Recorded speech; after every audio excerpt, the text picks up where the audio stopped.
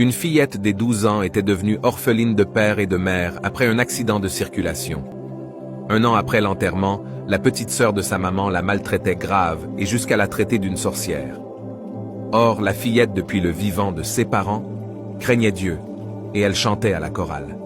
Vu la souffrance de la sœur de sa maman, elle était obligée de descendre à la rue comme phasée et elle avait fait 6 ans dans la rue. Quelle douleur!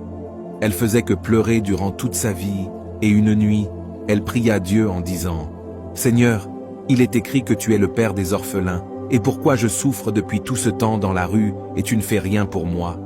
Que est-ce que mes parents t'avaient fait? Souviens-toi de moi quand j'étais chantre à la chorale, Seigneur. Où es-tu? Viens à mon secours. » Et elle tomba ensuite dans un sommeil où elle voit qu'elle chantait dans une foule des gens et les gens guérissaient. 2 ans après, il y avait eu une campagne d'évangélisation en plein air.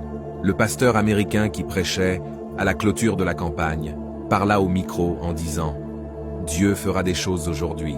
Que quelqu'un vienne chanter pour Jésus. » Et la fille se leva et prit le micro.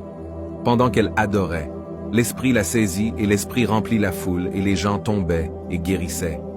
Or, le pasteur américain n'avait qu'un seul fils âgé de 23 ans qui était né aveugle. Malgré sa fortune, il ne trouvait pas de solution pour son fils, et pendant que la sœur adorait, l'Esprit la conduisit jusque-là où était l'aveugle, et en le touchant, l'aveugle recouvra la vue. Le pasteur s'agenouilla devant la fille, lui donna la clé de sa Jeep et remercia Dieu avec la foule qui était guérie pendant qu'elle adorait. Après, le pasteur l'amena aux USA, et plus tard, elle se maria avec le fils du pasteur et tous deux servirent Dieu.